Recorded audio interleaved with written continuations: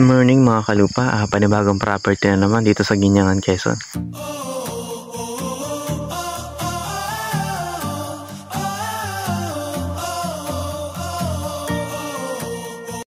So kung naghanap po kayo ng farm, ito po yun. Meron po tayo nakitang farm dito na kulang-kulang 3 hektarya po ano. So ayan po, marami pong puno ng niyog, may puno po ng saging, at may puno po ng mangga. So ito po yung dinadevelop na magiging barangay road po niya hanggang doon po sa labas ng kalsada. Sa barangay road din po yun. So ito po yung pinakang daan.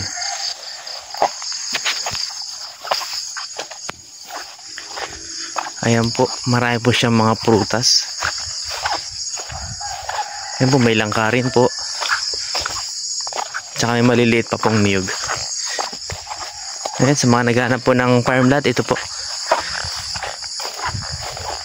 Malapit lang din po ito sa town proper po ng Guinangan, Quezon po, at saka ng Calauag, Quezon po. So ito po yung looban niya. Mas marami pang puno ng saging, puno po ng niyog. Ayan may lateris pa. So pag ganun po, kulang po.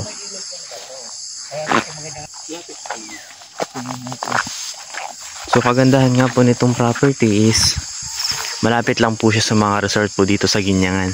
Andyan po ang Salakan, Dragon, Balinarin, at White House po. So ayan po,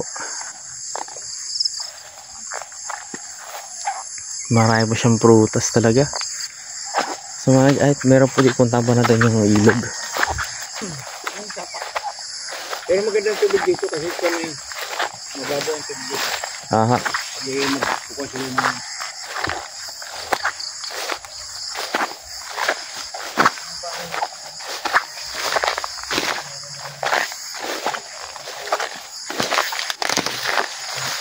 so pag ito po ay na-develop, napakaganda po nito.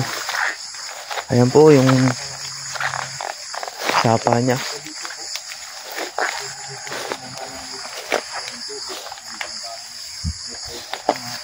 May water access po.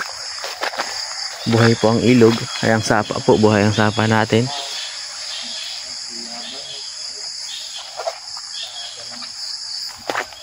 Meron din pong guyaba, no? May kalamansi po.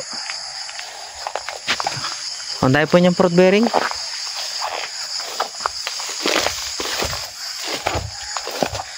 So mga kalupa, kung farm lot nga ang hanap nyo ito na hinahanap nyo yun. Napakaganda nito. Ay, may papaya pa.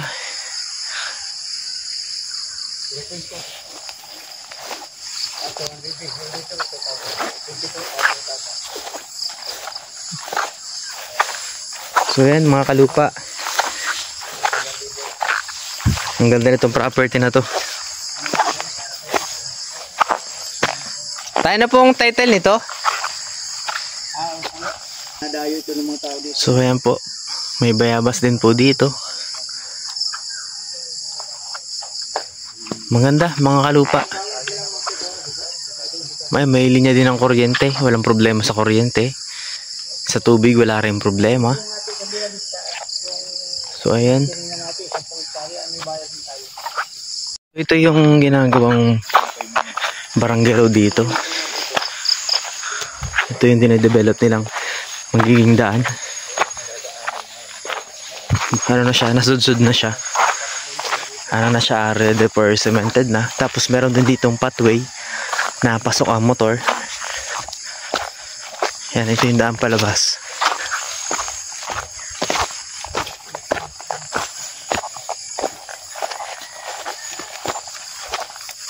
So ito. Saka rin sa doon.